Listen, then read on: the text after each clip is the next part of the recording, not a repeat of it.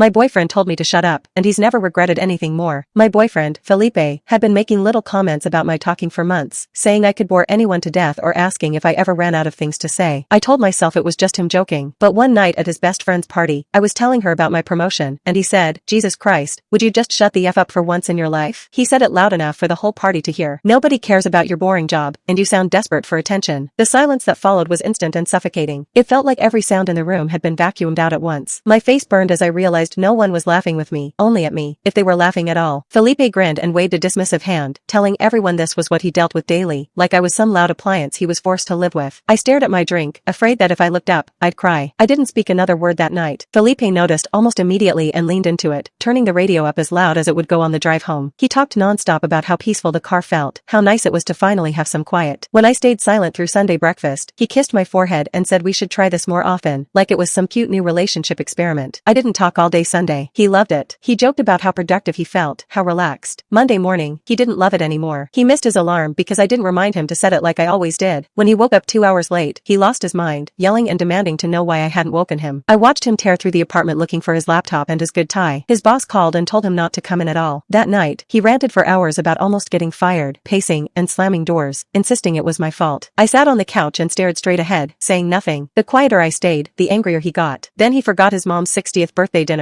I heard every voicemail as they came in, 6 of them, each one more hysterical than the last. When Felipe finally checked his phone, she was sobbing, convinced her only son hated her. He called me a psycho for letting it go that far. I didn't respond. His mom called his sister. His sister threatened to call the police. His family assumed the worst. Things spiraled when one of his coworkers stopped by our apartment while he wasn't home. I opened the door and stood there in silence while she asked over and over if I was okay, if I needed help, if Felipe had hurt me. She left shaking. By the next day, Felipe was being pulled into meetings at work about domestic violence resources and mandatory counseling. Having to explain that I was just not talking somehow made him sound worse. Friday's company gala sealed it. Executives tried to engage me and got nothing. Felipe scrambled with excuses no one believed. The CEO's wife tried slipping me shelter pamphlets in the bathroom. HR put him on immediate leave before we even left the building. Saturday, his friends came over and finally understood why everyone was worried. When Felipe admitted what he'd said to me, the room went cold. They left early, and his best friend told me I deserved better on the way out. Felipe shattered a beer bottle after they were gone. By Sunday, he was unraveling completely. His sister was threatening the cops. His mom had disowned him. His job was investigating him. He followed me through the house, voice cracking, begging, "Just say something," he screamed. "One word and this ends." But I walked past him toward the garage to grab orange juice from the spare fridge, still not making a sound even when he grabbed my arm, trying to stop me. Felipe follows me into the garage, screaming about how I'm ruining his life, but he doesn't realize he's standing in the most dangerous spot in the house. A rusty shelf full of toxic chemicals is about to give way, and my silence is about to become a matter of life and death. Click here to watch full video.